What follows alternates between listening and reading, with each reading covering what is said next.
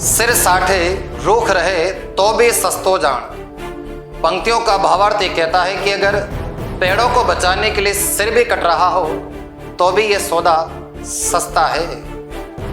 पर्यावरण के प्रति अपनी गहरी निष्ठा और अपने बलिदान को दर्शाता हुआ ऐसा एक किस्सा राजस्थान के मारवाड़ राज्य में जोधपुर के खिजड़ी गांव में देखने को मिला, जहां इंसान आज इंसान को बचाने के लिए अपना वक्त तक नहीं लगाते, वहां लोगों ने अपने पेड़ों को बचाने के लिए जीवन का बलिदान तक कर डाला।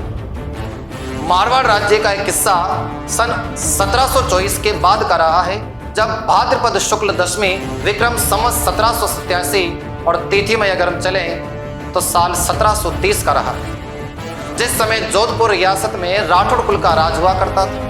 और राठौड़ कुल के एक राजा हुए हमारे अभय सिंह राठौड़, जिन्हें अपने मेहरानगढ़ किले की मरम्मत का कार्य करवाना था।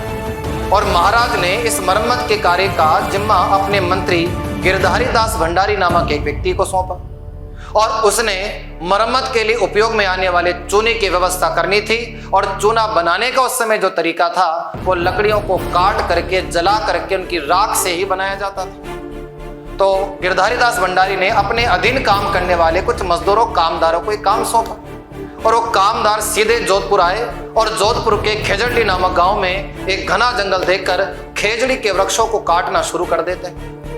इसी गांव में रहने वाली पर्यावरण प्रेमी एक महिला अमृता देवी बिश्नोई जी थी। उन्होंने इस समय इसका विरोध किया और महाराज के सिपाहियों को वृक्षों को काटने से रोका, लेकिन सेनापतियों का कहना था राजा साहब का आदेश है, क्या आप नहीं जानते, राजा का आदेश सिरमौर होता है और हम राजा के आदमी हैं, यदि आप मार्ग में आए तो उसके साथ साथ हम आपको भी काट देंगे। अमृता देवी बिश्नोई ने पर्यावरण से इतना अथाह प्रेम किया जिसका कोई दूसरा विकल्प है ही नहीं। और अमृता देवी वृक्षों को कटने से बचाने के लिए वृक्षों से लिपट जाती।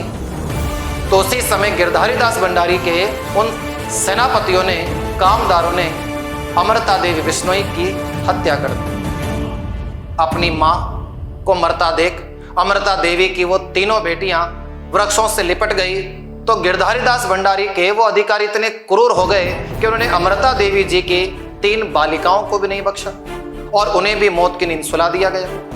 ये खबर पूरे खेजड़ी जोधपुर गांव में फैल चुकी थी। विश्नोई समाज के लोग एकत्रित हुए और सभी ने इस समय अमृता देवी के परिवार पर जो ये संकट आया है उससे निपटने के लिए सभी विश्नोई जाति के लोग वृक्षों से लिपट गए, ताकि अगर वृक्ष कटेंगे तो हम भी साथ कटेंगे। लेकिन गिरधारी दास भंडारी के वो सेनापति फिर भी ना रुके। धीरे धीरे उन्होंने एक एक करते करते विश्नोई समाज के 363 व्यक्तियों की हत्याएं कर डाली, जिसमें 294 पुरुष और लगभग 69 उनमें महिलाएं भी शामिल थी। जोधपुर के इतिहास में इससे बड़ा त्याग और बलिदान विश्नोई समाज का देखने को नहीं मिला।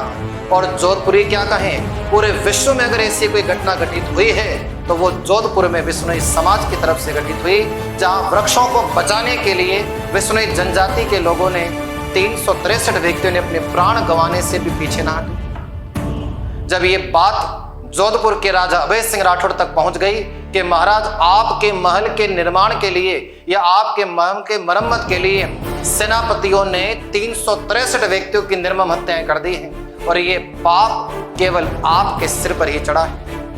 महाराज अभय सिंह राठौड़ अचानक से इस घटना को सुनकर विचलित हुए, तुरंत हाथों हाथ आदेश करवा दिया कि खेजड़ी गांव में वृक्षों को काटना बंद किया जाए।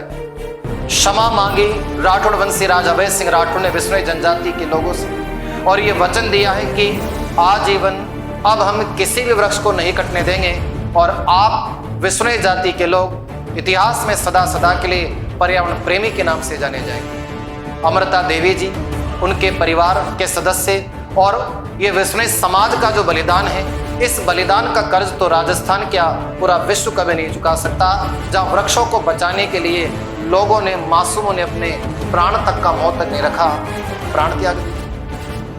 इतिहास में इस घटना को खेजड़ी आंदोलन के नाम से जाना गया। इसी आंदोलन से प्रेरणा लेने के बाद उत्तराखंड में भी सुंदरलाल बहुगुणा जी के नेतृत्व में एक चिपको आंदोलन और हुआ था। हालांकि इस खेजड़ी आंदोलन की स्मृति में 12 सितंबर 1978 की तारीख से आज भी प्रतिवर्ष भाद्रपद शुक्ल दशमी के दिन जोधपुर के खेजड़े गांव में वृक्षों के मेले का आयोजन किया जाता है और उस मेले में अमृता देवी जी के साथ शहीद होने वाले उन 363 विश्नोई समाज के लोगों को याद किया जाता है। आज भी हम देखें तो पर्यावरण संरक्षण के क्षेत्र में अमृता देवी जी के नाम से एक पुरस्कार तक दिया जाता है कि पर्यावरण के क्षेत्र में अगर कोई व्यक्ति उन्नत कार्य कर रहा है तो सरकार द्वारा अमृता देवी पुरस्कार से उसे नवाजा जाता है, जिसमें लगभग 1 लाख रुपए की रकम नगद रूप से उसे दी जाती है। इतिहास सदा अमृता देवी जी और विश्नोई समाज के 363 व्यक्तियों का बलिदान नहीं भूलेगा। इतिहास के पन्नों में ये गौरवमयी गाथा सदा सदा के लिए इसी प्रकार अमर हो गई। राजस्थान की ऐसी ऐतिहासिक घटनाओं को लगातार देखने और जानने के लिए चैनल को सब्सक्राइब जरूर कर लें और वीडियो को अधिक से अधिक संख्या में शेयर जरूर करें। जय जय राजस्थान, जय भवानी, धन्यवाद।